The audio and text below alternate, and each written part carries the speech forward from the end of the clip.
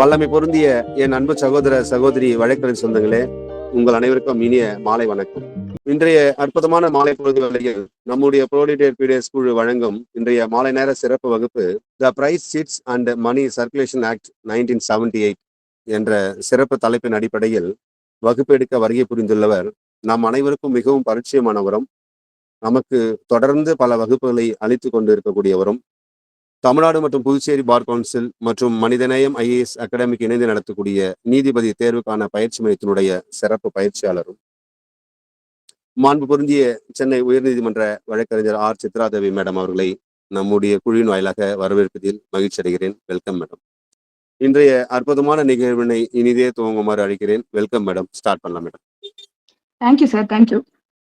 Good evening participants. நம்ம இன்னைக்கு பார்க்க போறது the prize chit and money circulation scheme banning act 1978. டைட்டிலே வந்து ரெண்டு விஷயத்த வந்து பேன் பண்றாங்கிறது கிளியரா சொல்லிட்டாங்க. ஒன்னு வந்து பிரைஸ் சிட்டு, அதாவது பரிசு திட்டம்னு சொல்லி பண்றாங்க இல்லையா அது. இன்னொன்னு வந்து மணி சர்க்குலேஷன் ஸ்கீம் சொல்லி ரெண்டு விஷயம் சொல்லியிருக்காங்க. ஆப்ஜெக்ட்லயும் அதை தான் சொல்றாங்க.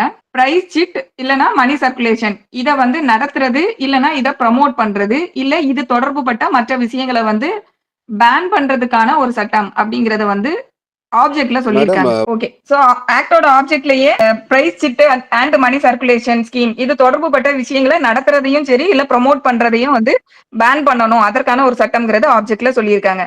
செக்ஷன் 1ல ஷார்ட் டைட்டில் ஆக்டோட name prize chit and money circulation scheme banning act 1978 India முழுவதுக்குமான அப்ளை ஆகக்கூடிய ஒரு சட்டம்ங்கிறதையும் சொல்லியிருக்காங்க. டெஃபினிஷன் வந்து ரொம்ப ரொம்ப முக்கியம். இதுல இருக்கக்கூடிய டெஃபினிஷனை புரிஞ்சுட்டீங்கன்னா ஆக்ட் வேற எதுவுமே இல்லை. இதுல அந்த மூணு கன்வென்ஷனல் சிட்டுனா என்ன, மணி சர்க்குலேஷன் ஸ்கீம்னா என்ன, பிரைஸ் சிட்னா என்ன, இந்த மூணு விஷயமும் நம்ம தெரிஞ்சுக்கிட்டோம்னா ஆக்ட் ரொம்ப ஈஸி. முதல்ல வந்து 2 clause ஏல வந்து கன்வென்ஷனல் சிட்டுனா என்ன அப்படிங்கறத சொல்லியிருக்காங்க. நான் ஃபர்ஸ்ட் அதை ரீட் பண்ணிடுறேன். Conventional chit means a transaction whether called chit, chit fund, kuri or by any other name by or under which a person responsible for the conduct of the chit enters into an agreement with a specified number of a person அப்படின்னு சொல்லியிருக்காங்க. So conventional chit அப்படின்னு சொல்லக்கூடியது நமக்கு வந்து chit fund ஆக்ட்னு சொல்லி ஒரு act இருக்கு இல்லையா, அந்த ஆக்டுக்கு கீழே ரெகுலேட் பண்ணக்கூடிய சிட்டை தான் இங்க வந்து கன்வென்ஷனல் சிட் அப்படின்றது இங்க சொல்றாங்க. ஸோ இந்த ஆக்டோட ஆப்ஜெக்ட்ல வந்து கன்வென்ஷனல் சிட்டை வந்து இவங்க ப்ராகிபிட் பண்ணல. ஸோ அதை நல்லா புரிஞ்சுக்கிடுங்க. ஸோ சிட்டுன்னு சொல்லி நமக்கு சிட் ஃபண்ட் ஆக்டுக்கு கீழே ரெகுலரைஸ் பண்ணப்பட்ட அந்த சிட்டை வந்து இங்க கன்வென்ஷனல் சிட்டுன்ற மாதிரி இதுக்குள்ள வந்து சொல்றாங்க. ஸோ அதை வந்து இந்த ஆக்ட் வந்து ப்ராகிபிட் பண்ணல. அப்போ கன்வென்ஷனல் சிட்டுன்னு சொல்லக்கூடிய விஷயத்த இந்த ஆக்டோட ஆப்ஜெக்ட்ல இருந்து எக்ஸ்க்ளூட் பண்ணியிருக்காங்க. அப்ப அது எது அப்படின்றது நமக்கு தெரிஞ்சிருக்கணும். ஸோ அதை தான் ஃபர்ஸ்ட் டிஃபைன் பண்ணியிருக்காங்க. அப்ப அதுல என்ன சொல்றாங்கன்னா இட் இஸ் அ டிரான்சாக்ஷன் அப்படின்னு சொல்றாங்க. சோ இது வந்து எந்த நேம்லனாலும் அழைக்கப்படலாம். அது சிட்டு இல்ல சிட் ஃபண்டு இல்ல குறி என்ன மாதிரியான பேர்லனாலும் அழைக்கப்படலாம். அதுல வந்து என்ன பண்றாங்க அப்படின்னா ஒரு நபர், ஒரு ரெஸ்பான்சிபிளான நபர், அவர் என்ன பண்றாரு அப்படின்னா ஒரு அக்ரிமெண்ட்ல ஸ்பெசிஃபைடு நம்பர் ஆஃப் பர்சன் கிட்ட ஒரு அக்ரிமெண்ட்ல என்டர் ஆகுறாங்க.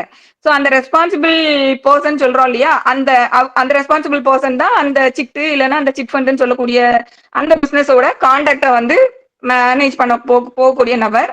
அவரை வந்து நம்ம அந்த ஆக்ட்ல வந்து ஃபோர்மேன் அப்படின்னு சொல்லி சொல்லியிருப்பாங்க. ஸோ என்ன நேம்னாலும் அவங்க அழைக்கப்படலாம். ஸோ ஒரு ரெஸ்பான்சிபிளான அந்த நபர் வந்து ஒரு அக்ரிமெண்ட்ல என்டர் ஆகுறாங்க, அதுவுமே வந்து ஸ்பெசிஃபைடு நம்பர் ஆஃப் பர்சன் கிட்ட. சரி, இது எதுக்காக அப்படின்னா இதுல என்ன பண்றாங்க அப்படின்னா that every one of them shall subscribe a certain sum of money or certain quantity of grains instead by way of periodical installment for a definite period, and that each such subscriber shall in his turn as determined by lot or by auction or by tender or in such other manner as may be provided for the chit agreement be entitled to a price amount அப்படின்னு சொல்லியிருக்காங்க. So இப்போ இதுல வந்து ஒரு specified number of persons வந்து இந்த சிட்டுன்னு சொல்லக்கூடிய இந்த டிரான்சாக்சனை நடத்தக்கூடிய ரெஸ்பான்சிபிளான அந்த நபர் வந்து ஒரு ஸ்பெசிஃபைட் நம்பர் ஆஃப் பீப்புளோட ஒரு அக்ரிமெண்ட்ல என்டர் ஆகுறாங்க.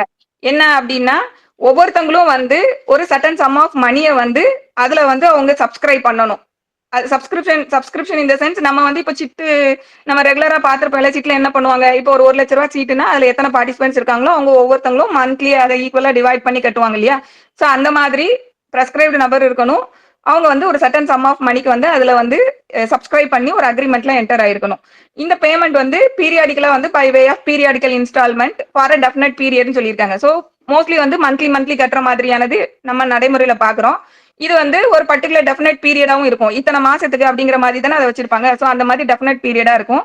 தென் இதுல இருக்கக்கூடிய இந்த ஈச் சப்ஸ்கிரைபர் அவங்களோட டேர்ம் வரும்போது லாட் மூலமாவோ இல்ல ஆப்ஷன் மூலமாவோ இல்ல டெண்டர் மூலமாவோ டிட்டர்மைன் பண்ணக்கூடிய அந்த பணத்தை வந்து எடுத்துக்கிறதுக்கு என்டைட்டில்மெண்ட் உள்ளவங்களா இருப்பாங்க அப்படின்னு சொல்றாங்க. சோ அந்த என்டைட்டில்மெண்ட்டா ஒரு பணத்துக்கு வந்து அந்த lot or option or tender மூலமா டிட்டர்மைன் பண்ணக்கூடிய அந்த பணத்துக்கு அவங்க என்டைட்டில்மெண்டா இருப்பாங்க அப்படின்னு சொல்றோம் இல்லையா, அந்த அந்த பணத்துக்கு பேர் தான் பிரைஸ் அமௌண்ட். ஸோ அதை தான் வந்து பி என்டைட்டில் டு பிரைஸ் அமௌண்ட்னு சொல்லியிருக்காங்க இல்லையா, that is prize amount.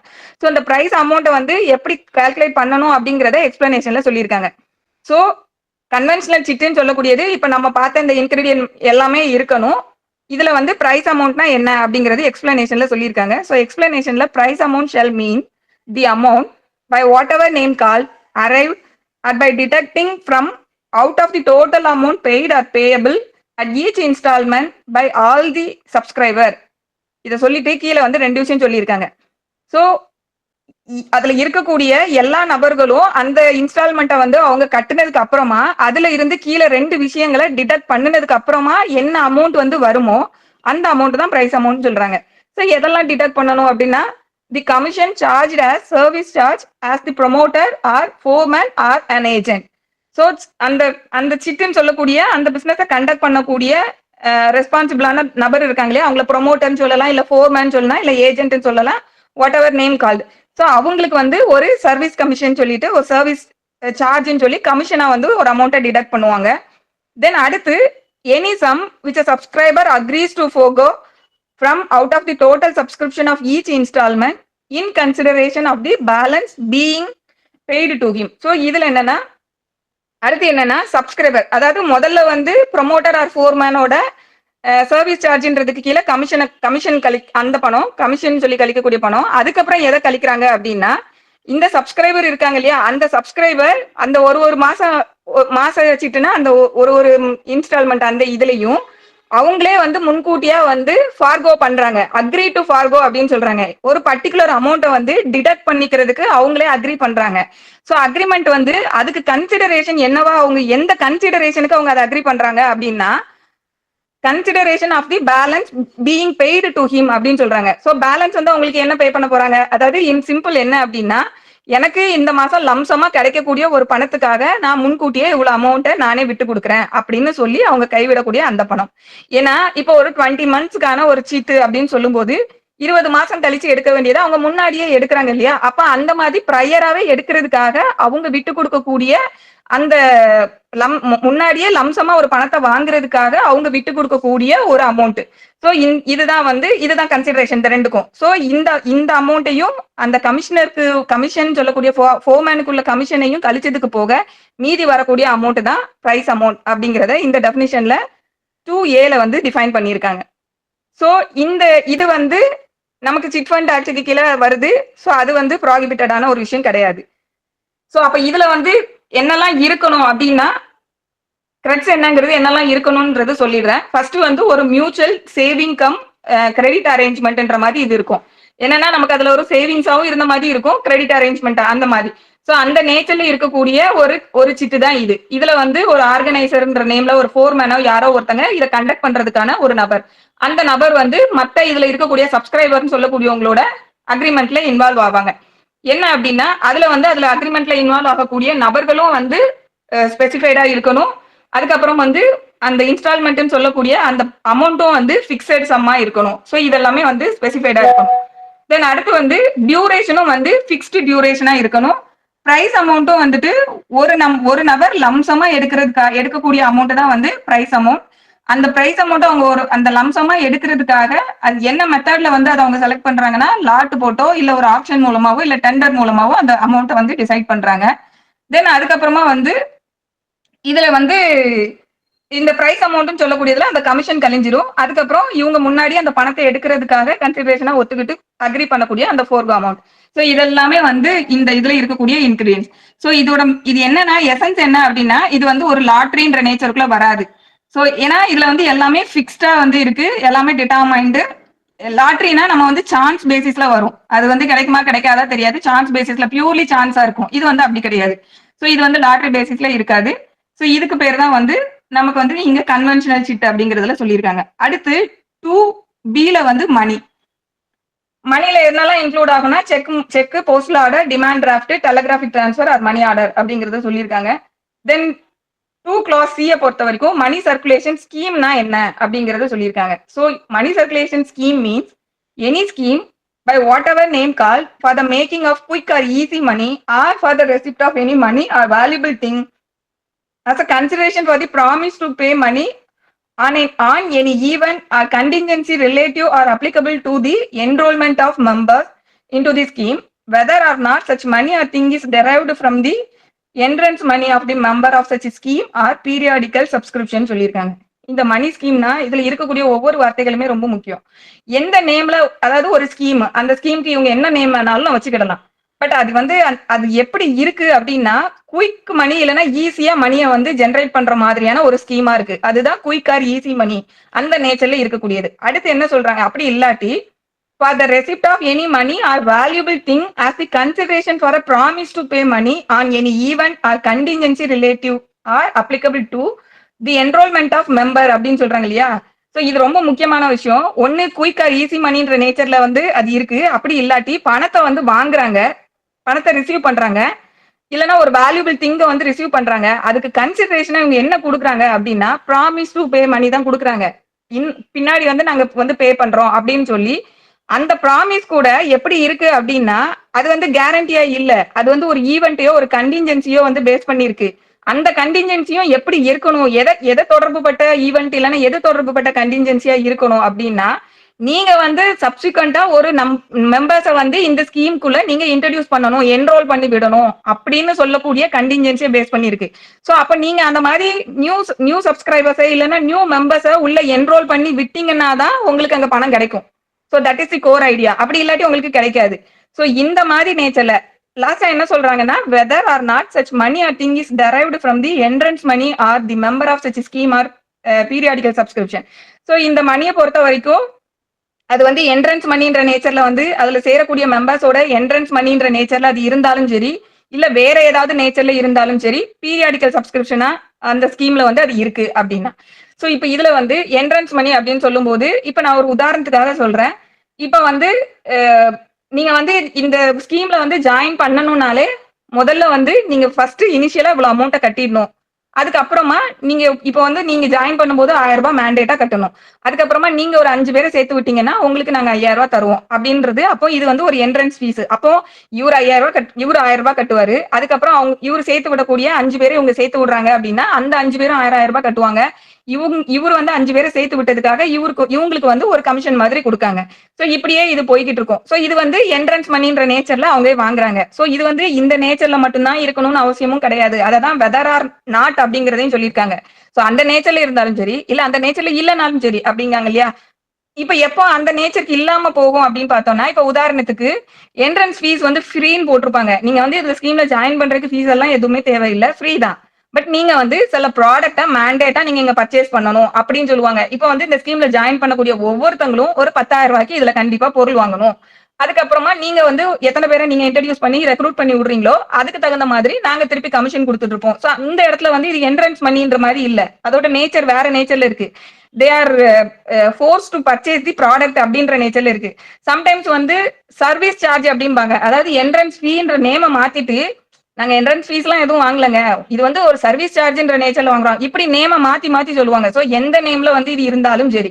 So இந்த மாதிரி ஒரு பீரியாடிக்கலா சப்ஸ்கிரிப்ஷன் இருக்கு அப்படிங்கும் போது சோ இதுல அப்ப என்னெல்லாம் இருக்கணும் அப்படின்றது நீங்க பாத்தீங்கன்னா மணி சர்க்குலேஷன் ஸ்கீமை பொறுத்த வரைக்கும் முதல்ல நம்ம பார்த்த மாதிரி எந்த நேம்ல இந்த ஸ்கீம் இருந்தாலும் சரி, அதுல பிரைமரியா அதுல என்ன இருக்கணும்னா குயிக்கா ஈஸி மணியை மேட் பண்ணணும். அதுதான். அப்படி இல்லாட்டி பணத்தையோ வேல்யூபிள் திங்கையோ வந்து ரிசீவ் பண்ணுவாங்க. அதுக்கு கன்சிடரேஷனா ப்ராமிஸ் டு பே மணி இருக்கும். அந்த கன்சிடரேஷனும் அந்த ப்ராமிஸும் எதை டிபெண்ட் பண்ணி இருக்கும்னா ஒரு ஈவெண்ட் ஆர் கண்டிஞ்சன்சியை வந்து ஒரு இன்சிடென்ட்டை டிபெண்ட் பண்ணியிருக்கும். அந்த இன்சிடென்ட்டும் எது தொடர்பு பட்டு இருக்கணும்னா நியூ மெம்பர்ஸை உள்ள சேர்த்து விடணும் அப்படின்னு சொல்லக்கூடிய அந்த கண்டிஞ்சன்சியை டிபெண்ட் பண்ணி இருக்குன்னா that is called money circulation scheme. So இந்த அமௌண்ட் வந்து பீரியாடிக்கலா சப்ஸ்கிரிப்ஷன் அவங்க பே பண்ற மாதிரி இருக்கும்.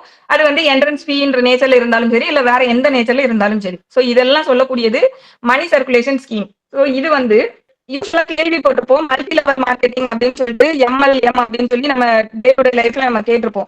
சோ இந்த இடத்துல இந்த மல்டி லெவல் மார்க்கெட்டிங் தான் அவங்க சொல்றாங்க. இந்த மல்டி லெவல் மார்க்கெட்டிங்கை பொறுத்த வரைக்கும் 2 டைப் இருக்கு. ஒன்னு என்னன்னா, இப்ப நான் லா பெர்மிட் பண்ணக்கூடிய மல்டி லெவல் மார்க்கெட்டிங், இன்னொன்னு வந்து லா ப்ராஹிபிட் பண்ணக்கூடிய மல்டி லெவல் மார்க்கெட்டிங். சோ இந்த மணி சர்க்குலேஷன் ஸ்கீம்னு சொல்லக்கூடியது லா ப்ராஹிபிட் பண்ணக்கூடிய மல்டி லெவல் மார்க்கெட்டிங் தான் இங்க சொல்லியிருக்காங்க. சோ இந்த ரெண்டுக்கும் என்ன டிஃபரன்ஸ் அப்படின்னு பார்த்தோம்னா, அதாவது ஒரு ஒரு மெத்தட் ஆஃப் இது வந்து ப்ராகிபிட் ஆகல, இன்னொன்னு ப்ராகிபிட் ஆகுது. ப்ராகிபிட் ஆகுறது இப்ப நம்ம சட்டத்துல பாக்குறோம்னு சொல்றேன் இல்லையா? சோ இந்த ப்ராகிபிட் ஆகாத மல்டி லெவல் மார்க்கெட்டிங்கோடது எப்படி இருக்கும் அப்படின்னா, அந்த இடத்துல வந்து பிரைமரி ஃபோக்கஸ் வந்து கன்சூமருக்கு ப்ராடக்ட கொண்டு போய் விற்கணும், இல்ல அவங்களுக்கு சர்வீஸை கொண்டு போய் சேர்க்கணுங்கிறது பிரைமரி ஃபோக்கஸா இருக்கும். இது வந்து நான் lawful M M multi level marketing பத்தி சொல்லிட்டு இருக்கேன். சோ பிரைமரி ஃபோக்கஸ் வந்து எப்படி இருக்கும்னா, கன்சூமருக்கு சர்வீஸையோ இல்ல ப்ராடக்டையோ கொண்டு சேர்க்கணும்ன்றது பிரைமரி ஃபோக்கஸா இருக்கும். அதே போல அங்க இன்கம் சோர்ஸ் எப்படி இருக்கும் அப்படின்னு பார்த்தோம்னா, ஆக்சுவலி வந்து அவங்க என்ன ப்ராடக்ட் சேல் பண்றாங்களோ, இல்ல அவங்க ஒரு நபரை இன்ட்ரடியூஸ் பண்றதன் மூலமா அந்த நபர் என்ன சேல் வந்து காமிக்கிறாரோ, அதுக்கு இவங்களுக்கு ஒரு கமிஷன் கிடைக்கிற மாதிரி இருக்கும். சோ இங்க புரிஞ்சுக்க வேண்டியது என்னன்னா, இந்த இடத்துலயும் இந்த இந்த இந்த இதை வந்து லா பெர்மிட் பண்ணுது. பட் இந்த இடத்துல எப்படி இருக்குன்னு பாத்தீங்கன்னா, இவர் ஒருத்தரை இன்ட்ரடியூஸ் பண்ணி விடக்கூடிய நபரோட சேல டிபெண்ட் பண்ணி தான் அங்க கமிஷன் வருதே தாண்டி, இவரு ரெக்ரூட்மெண்ட் பண்ணி விட்டதுக்காக அங்க கமிஷன் கிடையாது. சோ டோட்டலி அங்க வந்து அந்த ப்ராடக்ட பேஸ் பண்ணி அந்த நேச்சர்ல அது இருக்கு. தென் அடுத்து வந்து இங்க ரெக்ரூட்மெண்ட் சொல்லக்கூடியதே செகண்டரியா தான் இருக்கும். அங்க வந்து மேண்டேட்டே பண்ண மாட்டாங்க. நீங்க கண்டிப்பா இன்னொருத்தரை இன்ட்ரடியூஸ் பண்ணணும் மேண்டேட்டே பண்ண மாட்டாங்க. விருப்பப்படுறவங்க ஓகே இந்த இது நல்லா இருக்கேன், நானும் இதுல சேர்ந்து நானும் வந்து ஒரு டிஸ்ட்ரிபியூட்டரா இதுல பெர்ஃபார்ம் பண்றேன்னு சொல்லி அவங்களா வாலண்டியரா வந்து ஜாயின் பண்ணி அந்த சப்சிக்வெண்ட் டிஸ்ட்ரிபியூட்டர் வந்து நல்ல ஒரு சேல் காமிக்கிறாருன்னா, ஓகே நீங்க இன்ட்ரடியூஸ் பண்ண டிஸ்ட்ரிபியூட்டரும் நல்லா சேல் பண்ணிருக்காங்க, அதுக்காக உங்களுக்கு ஒரு கமிஷன் கொடுக்க. சோ அந்த நேச்சர்ல தான் இருக்குமே தவிர்த்துட்டு மேண்டேட்டரியா இன்னொருத்தங்களை ரெக்ரூட் பண்ணணும்ன்றது அங்க இருக்காது. தென் இங்க வந்து இந்த ப்ராடக்ட் சேல் பண்ணக்கூடிய ஒரு ப்ராடக்ட் அவங்க சேல் பண்றாங்க இல்லையா, அது வந்து எப்படி இருக்கும் அப்படின்னா, அதுக்கு வந்து மார்க்கெட்ல ஒரு நல்ல இன்ட்ரின்சிக் வேல்யூ இருக்கிற மாதிரி இருக்கும். அதாவது ஏற்கனவே மார்க்கெட்ல அவைலபிளா இருக்கக்கூடிய மாதிரியான ஒரு நல்ல ப்ராடக்டாவும் அதுக்கு வேல்யூ உள்ள ப்ராடக்டாவும் அது இருக்கும். ரீசனபிள் பிரைஸ்ல அது இருக்கும். அடுத்து வந்து எண்டா வந்து ப்ராடக்ட் வந்து நல்ல விதமா இருக்கிறதுனால கஸ்டமருக்கு வந்து அதுகிட்ட டிமாண்ட் பண்ற கஸ்டமர்ஸ் அதை டிமாண்ட் பண்ற மாதிரியும் கன்சியூமர்ஸ் வந்து ஒரு சாட்டிஸ்பாக்சன் கொடுக்குற மாதிரியும் இருக்கிறதுனால இந்த மல்டி லெவல் மார்க்கெட்டிங் வந்து பாத்தீங்கன்னா அப்படியே நல்ல மார்க்கெட்ல சஸ்டைனபிலிட்டி நல்லா இருக்கும், அது growth அப்படியே போய்கிட்டு இருக்கும். சோ இது வந்து legally recognised multi level marketing. இது வந்து நமக்கு இந்த ஆக்ட் வந்து ப்ராஹிபிட் பண்ணல. இப்ப இங்க எதை ப்ராஹிபிட் பண்றாங்கன்னா, நம்ம பார்த்த மாதிரி ரெக்ரூட்மெண்ட் பேசிஸ்ல தானே அந்த ஸ்கீம் இருக்கு. சோ இது வந்து என்ன சொல்லுவாங்க அப்படின்னா பிரமிட் ஸ்கீம் அப்படின்னு சொல்லுவாங்க. சோ இதுவும் வந்து மல்டி லெவல் மார்க்கெட்டிங்ல ஒரு டைப் தான். பட் இதுக்கு நேம் என்னன்னா பிரமிட் ஸ்கீம் சொல்லுவாங்க. சோ இந்த பிரமிட் ஸ்கீம் வந்து இது இல்லீகல். சோ இதுதான் நம்ம இப்ப இங்க பாக்குறோம். சோ இதுல வந்து பிரைமரியா எது மேல போக்கஸ் பண்றாங்க, நம்ம இப்போ இந்த டெஃபினிஷன்ல பார்த்த மாதிரி நியூ மெம்பர்ஸை ரெக்ரூட் பண்ணணும், அதுதான் அவங்களோட பிரைமரி ஆப்ஜெக்ட். சோ நியூ மெம்பர்ஸை ரெக்ரூட் பண்றதுக்கு இவங்க வந்து பணம் கொடுக்குறாங்க. சோ குயிக்கா வந்து பணத்தை வந்து ஏன் பண்றதுக்கு என்ன வழியோ அது. இங்க சேல் பண்ணணும், கஷ்டப்படணும், நம்ம வேலை பார்க்கணும், ஏதாவது வந்து ஒரு ஒர்க் பண்ணணும், அதெல்லாம் இல்ல. அந்த அது இல்ல. சோ இங்க வந்து செல்லிங் ப்ராடக்ட்டுக்கு மேல அவங்களோட பிரைமரி ஃபோக்கஸ் இருக்காது. அடுத்து இந்த மெத்தட்ல வந்து இன்கம் சோர்ஸ் வந்து எப்படி இருக்கும்னா, ஆஸ் ஆல்ரெடி நம்ம அந்த டெஃபினிஷன்ல பார்த்த மாதிரி ரெக்ரூட்மெண்ட்டை பேஸ் பண்ணி எவ்வளவு நம்ம பண்றாங்களோ அதை பேஸ் பண்ணி இன்கம் சோர்ஸ் அப்படியே போய் சுழந்துகிட்டு இருக்கும். தென் அடுத்து இந்த இடத்துல கண்டிப்பா ரெக்ரூட்மெண்ட் இருந்தே ஆகணும் அப்படிங்கிறது கண்டிப்பான ஒரு டேர்மா இருக்கும். அதுக்கப்புறமா இதுல வந்து கொடுக்கக்கூடிய இந்த மெத்தட்ல கொடுக்கக்கூடிய இந்த ப்ராடக்ட்டுக்கு ஒரு நல்ல வேல்யூ இருக்குமானா அந்த மாதிரி இருக்காது. அவங்க வந்துட்டு அந்த ப்ராடக்ட்டை வந்து ஒரு கமஃப்ளேஜ் மாதிரி பயன்படுத்திட்டு இருப்பாங்க. அதாவது ஒண்ணுமே இல்லாம வெளியில இருந்து பாக்குறவங்களுக்கு இல்ல இங்க ஒரு ப்ராடக்ட்டையும் சேல் பண்றாங்கிறத காமிக்கணும் இல்லையா. சோ அங்க நடக்கக்கூடியதை மறைக்கிறதுக்காக ப்ராடக்ட்டை வந்து ஒரு கமஃப்ளேஜ் மாதிரி அவங்க பயன்படுத்திட்டு இருப்பாங்க. அதுக்கு பெரிய அளவுல மார்க்கெட்ல இருக்கிறது கூட இந்த ப்ராடக்ட்டை நம்ம ஈக்குவேட் பண்ண முடியுமானா அப்படி இருக்காது. மோஸ்ட்லி எப்படி இருக்கும்னா ரொம்ப விலை அதிகமா இருக்கிற மாதிரி ஓவர் பிரைஸ்டா இருக்கும், இல்ல இரலவெண்டா இருக்கும், அந்த ப்ராடக்ட்டுக்கு அது இரலவெண்டா அந்த மாதிரி நேச்சர்ல இது இருக்கும். சோ இதோட சஸ்டைனபிலிட்டி மார்க்கெட்ல வந்து இது இப்படியே சஸ்டைன் ஆகுமா அப்படின்னு பார்த்தோம்னா கண்டிப்பா ஒரு பீரியட்ல வந்து இது கொலாப்ஸ் ஆகும். ஏன்னா எப்பவுமே வந்துட்டு இன்ஃபினிட்டிவா வந்து கஸ்டமர்ஸ் வந்து சேர்ந்துகிட்டே இருப்பாங்களா அப்படின்னா அதுக்கு வந்து வாய்ப்பு கிடையாது. அப்போ ஒரு பாயிண்ட் ஆஃப் டைம்ல வந்து இந்த type of multi level marketing வந்து இந்த பிரமிட் ஸ்ட்ரக்சர் சொல்லக்கூடியது வந்து அப்படியே கொலாப்ஸ் ஆகும். சோ இது வந்து சஸ்டைனபிலிட்டி இருக்காது. சோ இதை தான் வந்து நமக்கு இந்த ஆக்ட்ல வந்து ப்ராஹிபிட் பண்றாங்க. இது இந்த ரெண்டுக்கும் இருக்கக்கூடிய டிஃபரன்ஸ். இந்த இந்த பிரமிட் ஸ்ட்ரக்சர் இப்ப நம்ம பாக்குறோம் இல்லையா, இந்த பிரமிட் ஸ்ட்ரக்சர்ல அதோட ஃபண்டமெண்டல் எப்படி இருக்கும் அப்படின்னா மணி வந்து ஃப்ளோ ஆகும். அதாவது கீழ் மட்டத்துல இருந்து மேல் நோக்கி ஃப்ளோ ஆகும். அதாவது மணி வந்து flows upwards depending on the recruitment of the members அப்படிங்கிற மாதிரி இருக்கும். இது என்னன்னா கீழே இருக்கக்கூடிய நபர்கள் கீழே பேஸ்மெண்ட்ல சேர சேர சேர அதுக்கு மேல ஹை லெவல்ல இருக்கக்கூடிய பர்சன்ஸ் ஒவ்வொருத்தருக்கும் அவங்க வேலை செய்யாமலேயே இங்க ரெக்ரூட் ஆகக்கூடிய நம்பர்ஸை வச்சு அவங்களுக்கு வந்து அதுல இருந்து பணம் கிடைக்கிற மாதிரி இது அப்படியே போகும். ஸோ இதை நீங்க அப்படியே ஒரு டயக்ராம் போட்டீங்கன்னா ட்ரையாங்கிள் மாதிரி அது போகும். அதனாலதான் அதுக்கு பேர் வந்து இந்த பிரமிட். அது ஸ்ட்ரக்சர் வந்து பாத்தீங்கன்னா பிரமிட் ஸ்ட்ரக்சருக்கு அது போகும். இது அப்படிதான் வருது அந்த ஸ்கெட்ச். ஸோ அதனால இதை வந்து அந்த பிரமிட் ஸ்கீம் அப்படின்னு சொல்லி சொல்றாங்க. இதை தான் நமக்கு இந்த சட்டத்துல ப்ராகிபிட் பண்றாங்க. இப்ப இதுக்கு வந்து நான் இப்ப முதல்ல சொன்னேன் இல்லையா, ஒரு லீகலி ரெகனைஸ்டு மல்டி லெவல் மார்க்கெட்டிங்னு சொல்லிட்டு அதுக்கு ஒரு எக்ஸாம்பிள் சொல்றேன். இப்ப இந்த பிரமிட் ஸ்ட்ரக்சருக்கு வந்து உங்களுக்கு புரிஞ்சிருக்கும், அதுல ரெக்ரூட்மெண்ட் பேஸ் இப்படிதான் இருக்கும். அது இதுக்கு வந்து அந்த ரெகனைஸ்டு மல்டி லெவல் மார்க்கெட்டிங்க்கு வந்து ஒரு இல்லஸ்ட்ரேஷன் சொன்னா உங்களுக்கு இன்னுமே புரியும். இப்போ உதாரணத்துக்கு ஏன்னு சொல்லக்கூடிய ஒரு கம்பெனி இருக்காங்கன்னு வச்சுக்கிடுவோம். அந்த கம்பெனி வந்து ஒரு ஹெர்பல் நியூட்ரிஷன் சப்ளிமெண்ட்ஸ் இல்ல ஏதோ ஒரு ப்ராடக்ட்ஸை வந்து அவங்க சேல் பண்றாங்க. ஸோ இதோட இது எப்படி இருக்கும்னா, இந்த ப்ராடக்ட் வந்து மார்க்கெட்ல இருக்கக்கூடிய சிமிலர் ப்ராடக்ட்ஸ் வந்து எப்படி இருக்கும் கம்பேரிட்டிவ்லி அது மாதிரியே ஈக்குவலா இருக்கிற மாதிரி அதோட ரேட் இருக்கும். அதே மாதிரியே ப்ராடக்ட்டுக்கு வந்து ஒரு நல்ல இன்ட்ரின்சிக் வேல்யூ இருக்கிற மாதிரி இருக்கும். ஸோ இதை வந்து ப்ராடக்ட் வந்து இண்டிபெண்டா கன்சூமர் டிமாண்ட் பண்ற மாதிரி இருக்கும். ஸோ இந்த நேச்சர்ல தான் இந்த மல்டி லெவல் மார்க்கெட்டிங் ரெகனைஸ் பண்ணக்கூடியதுல அந்த மெத்தட்ல இருக்கும். இதுல வந்து எப்படி ஜாயின் பண்ணுவாங்க அப்படின்னா, யார் வேணும்னாலும் போயிட்டு ஒரு டிஸ்ட்ரிபியூட்டரா ஜாயின் பண்ணிக்கலாம். என்ட்ரி ஃபீஸ்னு ஒண்ணு இருக்காது. சோ விருப்பப்படுறவங்க ஓகே இந்த ப்ராடக்ட் நல்ல மார்க்கெட்ல போகுதே, நம்மளும் போயிட்டு அதுல ஒரு டிஸ்ட்ரிபியூட்டரா ஜாயின் பண்ணிக்கிட்டு நம்மளும் இதை சேல் பண்றது மூலமா நமக்கு அதுல கமிஷனும், இன்னொன்னு 2 விதத்துல அவங்களுக்கு வருமானம் வரும். இப்போ ஒரு பொருளை வந்து அவங்க ஒரு 900 ரூபாய்க்கு வாங்கிட்டு போயிட்டு மார்க்கெட்ல 1000 ரூபாய்க்கு விற்கிறாங்கும் போது அதுல 100 ரூபாய் அவங்களுக்கு லாபம் வரும். அவங்க வந்து ப்ராடக்ட் வந்து ஒரு 1000 ப்ராடக்ட் 2000 ப்ராடக்ட் விற்கும் போது அதுல வந்து இந்த மெயின் அதுக்கு அந்த கண்ட்ரோல் யார்கிட்ட இருக்கோ அந்த பர்சன் வந்து உங்களுக்கு ஒரு கமிஷனும் கொடுப்பாங்க. சப்போஸ் வந்து இவர் கூட வேற யாராவது வந்து ஜாயின் பண்றாங்கன்னா அவரும் நல்ல விதமா சேல் பண்ணி கொடுக்குறாருன்ற பட்சத்துல அதற்காகவும் சேர்த்து இவங்களுக்கு ஒரு இன்சென்டிவ்ஸ் கொடுக்குற மாதிரி இருக்கும். ஸோ அப்ப இந்த இடத்துல வந்து என்ட்ரி ஃபீஸ்ன்றது ஒண்ணு இருக்காது. அதனால நம்ம யாரையும் அங்க ரெக்ரூட் பண்ணணும்ன்றது அவசியமும் கிடையாது. ஸோ இந்த மாதிரி இருக்கும். அடுத்து இன்கம் வந்து நான் இப்ப சொன்ன மாதிரி இதை வந்து ஒரு அதை வந்து மைண்ட்ல வச்சுக்கோங்க. கமிஷனும் இருக்கும், சேல் அதை விற்கிறதன் மூலமாவும் அவங்களுக்கு அதுல ஒரு லாபம் இருக்கிற மாதிரி அது இருக்கும். தென் அடுத்து வந்து இப்ப இந்த ஏ கம்பெனி வந்து நான் இப்ப சொன்னேன் இந்த இல்லஸ்ட்ரேஷன்ல, சோ இந்த மாதிரி ஒரு டிஸ்ட்ரிபியூட்டர் அதுல பார்ட்டிசிபேட் பண்றாங்கன்னா அதுதான் இதுக்கு கீழே வரும். சோ இந்த டிஃபரன்ஸ் வந்து உங்களுக்கு புரிஞ்சிருச்சுன்னா இந்த ஆக்ட் ரொம்ப ஈஸி. தென் அடுத்து இப்ப நம்ம பார்த்தது வந்து 2 கிளாஸ் சி வந்து மணி சர்க்குலேஷன் ஸ்கீம்ன்றதுல இதுக்குள்ள பார்த்திருக்கோமா. 2D வந்து பிரெஸ்கிரைப்டுனா என்ன அப்படின்னா ரூல்ஸ்ல பிரெஸ்கிரைப் பண்ணிருப்பாங்க, அதுதான். தென் 2E பிரைஸ் சிட். அப்போ இப்போ 2C பார்த்த மணி சர்க்குலேஷன் ஸ்கீம் வந்து ப்ராகிபிட் பண்றாங்க. 2A பார்த்த கன்வென்ஷனல் ஷீட் வந்து ஆக்ட்ல ப்ராகிபிட் பண்ணல. ஆப்ஜெக்ட்லயே வந்து பாத்தீங்கன்னா 2 விஷயம் தான் சொல்லியிருப்பாங்க. கன்வென்ஷனல் ஷீட் வந்து இப்பவுமே வந்து நமக்கு சிக்மெண்ட் ஆக்டிவிட்டியில இருக்கு. அது வந்து நம்ம இப்பவும் நம்ம டெய்லி லைஃப்ல பாத்துட்டு இருக்கோம். 2E வந்து பிரைஸ் ஷீட்னா என்ன அப்படிங்கறத சொல்றாங்க. சோ இந்த பிரைஸ் ஷீட் அப்படின்னு சொல்லும் போது இதுவுமே இந்த ஆக்ட் கீழே ப்ராகிபிட் பண்றாங்க இல்லையா, இது எப்படி இருக்கணும் அப்படின்னா includes any transaction or arrangement by whatever name called under which a person collects, whether as a promoter, foreman, agent, or in any other capacity, monies in one lump sum or in installment by way of contribution or subscription or by sale of unit, certificate or other instrument or in any other manner, or as membership fees or admission fees or service charge to or in respect of any saving, mutual benefit, thrift or any other scheme or arrangement by whatever name called, and utilizes the money so collected or any part thereof or the income accruing from investment or other use of such money for all or any of the following purpose சொல்லி கீழே வந்து சொல்லியிருக்காங்க. So இங்க வந்து price ஷீட்ல எதெல்லாம் include ஆகுதுன்னா இது வந்து ஒரு டிரான்சாக்ஷனாவோ இல்ல இது ஒரு அரேஞ்ச்மெண்ட். சோ இந்த நேச்சர்ல இருக்கு, இதுக்கு என்ன வேணாலும் பேர் வச்சுக்கலாம். சோ வாட் எவர் நேம் கால்டுன்னு சொல்லிட்டாங்க, எந்த நேம்ல இருந்தாலும் பரவாயில்ல.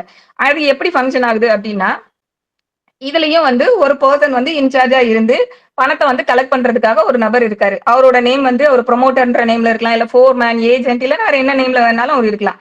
இவங்க என்ன பண்றாங்க அப்படின்னா in one lump sum or in instalment, இது வந்து மொத்தமா பணத்தை கலெக்ட் பண்ற மாதிரியும் இருக்கலாம், இல்ல இன்ஸ்டால்மெண்ட்ல வந்து அந்த நபர் அந்த பணத்தை கலெக்ட் பண்ற மாதிரியும் இருக்கலாம். சோ இது என்னென்ன மெத்தட்லாம் சொல்லி அவங்க அதெல்லாம் வந்து டிஃப்ரெண்ட் நேம்ஸ் தான், இந்த பேர்ல எல்லாம் அவங்க கலெக்ட் பண்றாங்க அப்படின்னு சொல்லிட்டு அது என்னென்ன நேம்ல எல்லாம் கலெக்ட் பண்ணிருக்கலாம்னா கான்ட்ரிபியூஷன்ற பேர்லயோ இல்ல சப்ஸ்கிரிப்ஷன்ற பேர்லயோ இல்ல சேல் பை யூனிட் இல்ல சர்டிபிகேட் இல்ல வேற ஏதாவது இன்ஸ்ட்ருமெண்ட் இல்ல membership fees, admission fees, service charge, என்ன வேணா அதுக்கு பேர் வச்சுக்கலாம்.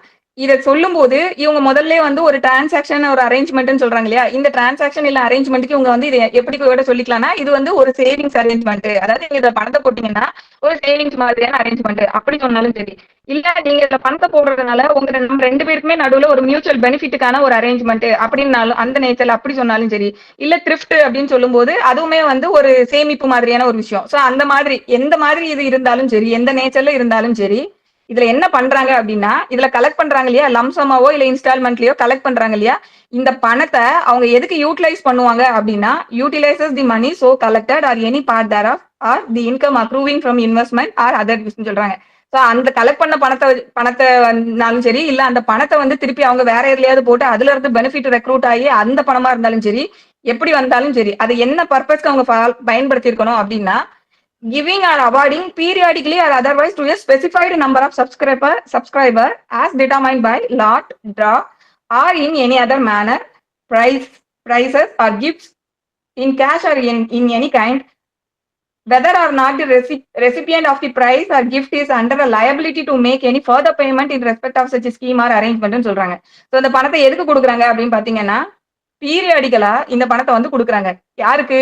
ஸ்பெசிஃபைடு நம்பர் ஆஃப் சப்ஸ்கிரைபர்ஸ்க்கு வந்து கொடுக்காங்க. இப்போ ஒரு 20 நபர்கள் சேர்ந்து இந்த பிரைஸ் சீட்டுன்னு சொல்லக்கூடியதை போட்டிருக்காங்கன்னா 20 நபர்களும் லம்சமாவோ இல்ல இன்ஸ்டால்மெண்ட்லயோ உங்க பணத்தை வந்து பே பண்ணணும். அதை பே பண்ணும்போது அதுல வந்து இப்போ இன்ஸ்டால்மெண்ட்னா ஒரு மாசம் இன்ஸ்டால்மெண்ட்னு வச்சுக்கிடுவோமே, அதுல நாங்க வந்து லாட்டு போட்டோ இல்ல ஒரு டிரா பண்ணியோ ஒரு 2 மாசம் ஒரு 2 நபர் இல்ல 3 நபர் 5 நபர் வாட் எவர் மேபி இத்தனை பேரை நாங்க செலக்ட் பண்ணுவோம். அந்த செலக்ட் பண்ணக்கூடிய நபருக்கு பிரைஸோ இல்ல கிஃப்ட் இந்த நேச்சர்ல வந்து அது கேஷாவோ இல்ல என்ன கைண்ட்னாலும் இருக்கலாம். சோ இந்த மாதிரி நாங்க கொடுப்போம் அப்படின்னு சொல்லி கொடுக்கக்கூடியது. இதுல அடுத்து என்ன சொல்றாங்க அப்படின்னா இந்த பிரைஸ் ஆர் கிஃப்ட்டை வந்து ரிசீவ் பண்ணக்கூடிய ரெசிபியன்ட் இருக்காங்க இல்லையா, அவங்களுக்கு வந்து ஃபர்தர் லயபிலிட்டி இருந்தாலும் சரி இல்லாட்டாலும் சரின்னு சொல்றாங்க. இப்ப உதாரணத்துக்கு இப்ப இந்த மாசம் இந்த மாதிரி குழுக்கள்ல இப்ப உதாரணத்துக்கு லாட்டு குழுக்கள்னு வச்சுக்கோமே, குழுக்கள்ல தேர்ந்தெடுக்கக்கூடிய இந்த நபருக்கு வந்து நீங்க பிரைஸ் வந்து நீங்க வின் பண்ணிட்டீங்க அப்படின்னா சப்சிக்வெண்டா நீங்க இனிமேல் எந்த மாசமும் பே பண்ண தேவையில்லை அப்படின்னு சொல்லி அவங்க லயபிலிட்டியை டிஸ்சார்ஜ் பண்ணி விட்டுருந்தாலும் சரி, இல்ல நீங்க குழுக்கள்ல எடுத்தாலும் நீங்க ஃபர்தரா லாஸ்ட் வரைக்கும் எவ்வளவு பீரியடுக்கானதோ அந்த பீரியட் வரைக்கும் கட்டணும்னு சொல்லியிருந்தாலும் சரி, சோ எந்த நேச்சர்ல அது இருந்தாலும் சரி, சோ வாங்கக்கூடிய பணத்தை இந்த மாதிரி நேச்சர்ல அவங்க கொடுக்கறோம்னு சொல்ற மாதிரியான ஒரு அரேஞ்ச்மெண்ட் ஆர் டிரான்சாக்ஷன். இது வந்து ஃபர்ஸ்ட் சொல்றாங்க. தென் அடுத்து இப்ப வந்து சரி பிரைஸ்டு அந்த வின் பண்ணவங்களுக்கு நீங்க இந்த மாதிரி கொடுக்குறீங்க, அப்ப வின் பண்ணாத மத்த நபர்கள் இருப்பாங்க இல்லையா, அவங்கள பத்தி தான் கீழே சொல்றாங்க. Refunding to the subscriber or such of them as have not won any prize or gift, the whole or part of the subscription, contribution or other monies collected with or without any bonus, premium, interest or other advantages by whatever name called on the termination of the scheme or arrangement or on or after the expiry of the period stipulated therein. So அப்ப அந்த ரிமைனிங்கா இருக்கக்கூடிய சப்ஸ்கிரைபர்ஸ்க்கு வந்து என்ன சொல்லலாம் அப்படின்னா உங்களுக்கு வந்து நீங்க கட்டின பணத்தை நாங்க வந்து கடைசியா வந்து உங்களுக்கு திருப்பி கொடுத்துருவோம்.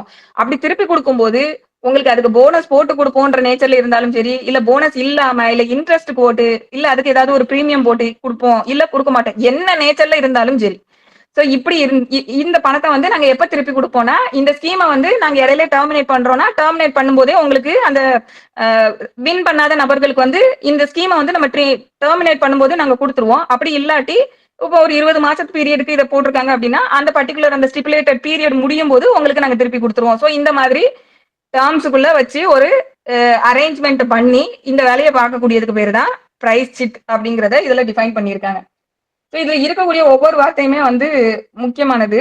ஸோ ஃபர்ஸ்ட் வந்து இதை நான் வந்து நச்சலா வந்து சொல்லிடுறேன். இந்த பிரைஸ் சீட்டுன்றதுல என்னென்ன விஷயங்கள்லாம் இருக்கணும் அப்படின்னா இது வந்து ஒரு டிரான்சாக்ஷன் இல்லைன்னா ஒரு அரேஞ்ச்மெண்ட், அது என்ன பேர்ல இருந்தாலும் சரி அதை பத்தி நமக்கு கவலை இல்லை. ஸோ லா வந்து என்ன சொல்லுதுன்னா நாமன் கிளேச்சரை வந்து நீங்க பார்க்காதீங்க, அது இரலவெண்ட். என்ன பேர் வேணா வச்சுக்கோங்க, நாமன் கிளேச்சர் வந்து இரலவெண்ட். உள்ள என்ன பண்றீங்க அந்த சப்ஸ்டான்ஸ் தான் வந்து முக்கியம். ஸோ லேபிள்ல வந்து பார்க்கணுன்றது அவசியம் கிடையாது. இது வந்து ஃபர்ஸ்ட். அடுத்து வந்து இதுல வந்து ஒரு நபர் வந்து பணத்தையோ இதை வந்து கலெக்ட் பண்றாரு, அவருக்கு பண்ணக்கூடிய நபர் வந்து ப்ரொமோட்டர், ஃபோர்மேன், ஏஜென்ட் இல்ல என்ன நேம்லனாலும் எந்த கெப்பாசிட்டினாலும் அவர் வந்து கலெக்ட் பண்ணலாம், என்ன வேணா பேர் இருக்கட்டும். அடுத்து இதுல வந்து மோட் ஆஃப் கலெக்ஷன் வந்து எப்படி வேணாலும் இருக்கலாம். எப்படிலாம் வந்து கலெக்ட் பண்ணலாம்னா கான்ட்ரிபியூஷன்ற பேர்லயோ இல்ல சப்ஸ்கிரிப்ஷன்ற பேர்லயோ, கான்ட்ரிபியூஷன் சப்ஸ்கிரிப்ஷன் வந்து நம்ம சப்ஸ்கிரைப் பண்றோம் மாசம் கட்டுறோம்னு சொல்லிட்டு இல்ல மாசம் நான் கான்ட்ரிபியூட் பண்றேன்ற மாதிரி சொல்றோம். இதுல sale of unit certificate or இன்ஸ்ட்ருமெண்ட்ன்றதெல்லாம் சொல்றாங்க இல்லையா, இது என்னன்னா வேற ஒண்ணும் இல்ல. சில ஸ்கீம்ஸ்ல வந்து ஷேர், அதாவது ஒரு ஷேர ஒரு யூனிட் அப்படிங்கிற மாதிரி வேர்ட்ஸ் யூஸ் பண்ணுவாங்க. சோ நீங்க வந்து அதை சப்ஸ்கிரைப்னு சொல்லாம ஒரு யூனிட்டுக்கு அப்படின்ற மாதிரி நேம் வச்சுக்கும் போது இது ஒரு ஷேருக்கு இல்ல ஒரு ஸ்லாட்டுக்கு அப்படிங்கிற மாதிரி என்ன நேம் வச்சுக்கிட்டாலும் சரி, இதை வந்து நம்ம யூனிட் அப்படின்றதுக்கு வந்து அந்த மாதிரி. அதே போல சர்டிபிகேட்னு சொல்லும் போது ஒரு சேவிங் சர்டிபிகேட், அதாவது இவங்களே வந்து ஒரு சர்டிபிகேட் மாதிரி போட்டு கொடுப்பாங்க. நீங்க கட்டுற பணத்துக்கு நாங்க வந்து இந்த மாதிரி ஒரு சர்டிபிகேட்டும் கொடுத்துறோம் அப்படின்னு சொல்லிட்டு, அது வந்து ஒரு சேவிங் சர்டிபிகேட் இல்ல பெனிஃபிட் சர்டிபிகேட் இல்ல லக்கி சர்டிபிகேட், என்ன பேர் வேணும்னாலும் அதுக்கு நேம் வந்து என்ன வேணா அவங்க கொடுத்துக்கலாம். பட் ஆனா அதுக்கு வந்து மார்க்கெட்ல அதுக்கு வந்து ஒரு இண்டிபெண்டா அந்த சர்டிபிகேட்டுக்கு வேல்யூ இருக்குமானா அது இருக்காது. சோ அந்த மாதிரி நேச்சர்ல ஒரு சர்டிபிகேட் கொடுத்துட்டு அந்த இதுல வந்து அவங்க பணத்தை வாங்குற மாதிரி இருந்தாலும் சரி, அப்படி இல்லாட்டி இதுல ஜாயின் பண்றதுக்காக ஒரு மெம்பர்ஷிப் ஃபீஸ் இல்ல அட்மிஷன் ஃபீஸ் அப்படி வாங்கினாலும் சரி, இல்ல சர்வீஸ் சார்ஜ் வாங்கினாலும் சரி, இல்ல வேற என்ன பேர்ல வாங்கினாலும் சரி, இது எல்லாமே வந்து இதுக்கு கீழே கவர் ஆகும். அதே போல இதுல வந்து வேற ஏதாவது நேம், வேற ஏதாவது இன்ஸ்ட்ருமெண்ட் நேம்ல அப்படிங்கிற மாதிரியும் இதுல சொல்லியிருக்காங்க. சோ இப்ப நம்ம பார்த்த நேம் இல்லாது வேற ஏதாவது வந்து ஒரு இன்ஸ்ட்ருமெண்ட் சொல்லும் போது சில பேர் வந்து கூப்பன் கொடுப்பாங்க, ஒரு பாண்டு மாதிரி கொடுப்பாங்க. சோ இல்லனா வவுச்சர் போட்டு தரோம். சோ இந்த மாதிரி நமக்கு நம்ம டே டு டே லைஃப்ல என்னென்னலாம் பேர் பார்க்கமோ இது எந்த நேச்சர்ல இருந்தாலும் சரி, சோ இதுல எப்படி இருந்தாலும் அதெல்லாமே இந்த ஸ்கீம் இந்த டிரான்சாக்ஷன் வந்து குள்ள வரும். தென் இதுல வந்து இந்த மணியை வந்து கலெக்ட் பண்ணினதுக்கு அப்புறமா இது வந்து எப்படி கலெக்ட் பண்ணணும், எப்படி அதை வந்து கொடுக்கணும், அந்த ஒரு செலக்ட் பண்ணக்கூடிய நபருக்கு வந்து எப்படி கொடுக்கணும்னா அது வந்து ஒரு லாட்டு போட்டோ இல்ல டிரா பண்ணியோ அந்த மாதிரி மெத்தட்ல. சோ இதுவும் வந்து பாத்தீங்கன்னா ஏன் லா இந்த இடத்துல இதை ப்ராஹிபிட் பண்றாங்க அப்படின்னா, இது வந்து பியூர்லி சான்ஸ் பேசிஸ்ல இருக்கு. இது வந்து ஒரு லாட்டரி எப்படி நம்ம எடுத்தோம்னா நமக்கு பிரைஸ் கிடைச்சாலும் கிடைக்கலாம் கிடைக்காட்டியும் போலாம் அப்படிங்கிற மாதிரி இருக்கு இல்லையா. சோ அந்த மாதிரி நேச்சர்ல இந்த மெக்கானிசம் இருக்கிறதுனால தான் லா வந்து இதை ப்ராஹிபிட் பண்றாங்க. சோ பிரைஸை பொறுத்த வரைக்கும் அது கேஷா வந்து அவங்க கொடுக்கறதா இருந்தாலும் தெரியலாம், இல்ல வேற ஏதாவது கைண்டா இருந்தாலுமே சரி, அந்த எப்படி வேணும்னாலும் அது இருக்கலாம். சோ இதோட மொத்தத்துல இதோட கோர் எலமெண்ட் எப்படி இருக்குன்னா சான்ஸ் பேஸ்ட் பெனிஃபிட்டா இருக்கு. அதனால லா வந்து இதை ப்ராஹிபிட் பண்றாங்க, வேற ஒண்ணுமே கிடையாது. அதே போல அதுல வந்து அந்த வின் பண்ணாத நபர்களை பொறுத்த வரைக்கும் ரீஃபண்டிங்க பொறுத்த வரைக்கும் முழுசும் திருப்பி கொடுத்துருவோம். அதுல வந்து ஒரு போனஸோட கொடுப்போம், இல்ல பிரீமியம் போட்டு கொடுப்போம், இல்ல இன்ட்ரெஸ்ட் போட்டு கொடுப்போம், இல்ல அட்வான்டேஜ் போட்டு கொடுப்போம், இல்ல இது இல்லாம கொடுப்போம், எந்த நேச்சர்லனாலும் இருக்கலாம். சோ இது எல்லாமே சொல்லக்கூடியதுதான் பிரைஸ் சிட்டுன்னு சொல்லி இந்த 2E டிஃபைன் பண்ணியிருக்காங்க. ஸோ இந்த நேச்சர்ல இருந்ததுன்னா அதுவும் இந்த ஆக்டுக்கு கீழே ப்ராஹிபிட் பண்றாங்க. பட் இதுல எது எக்ஸ்க்ளூட் பண்றாங்க அப்படின்னா, but does not include conventional chit. நம்ம முதல்ல 2A பார்த்தோம் இல்லையா, அது வந்து இதுல வந்து எக்ஸ்க்ளூட் ஆகுது. ஸோ அது முதல்ல இருந்தே நம்ம பார்த்த மாதிரி கன்வென்ஷனல் சிட் வந்து ஆக்ட் ப்ராஹிபிட் பண்ணல, அது சிட் ஃபண்ட் ஆக்டுக்கு கீழே அது ரெகுலேட் பண்ணப்பட்டு அது அதுக்கு கீழே வந்து it is a valid chit. So 2Fல ரிசர்வ் பேங்க்னா என்ன அப்படிங்கிறது, ரிசர்வ் பேங்க் ஆஃப் இந்தியா அப்படிங்கிறது சொல்லியிருக்காங்க, வேற ஒன்றும் இல்லை. தென் செக்ஷன் 3ல வந்து பேனை வந்து இந்த மாதிரி பிரைஸ் சீட்டையும் மணி சர்க்குலேஷன் ஸ்கீமையும் வந்து பேன் பண்ணணும்னு சொல்லக்கூடியதுதான் 3. No person shall promote or conduct any price cheat or money circulation scheme or enroll as a member to any such cheat or scheme or participate in it otherwise or receive or remit any money in pursuance of such cheat or scheme.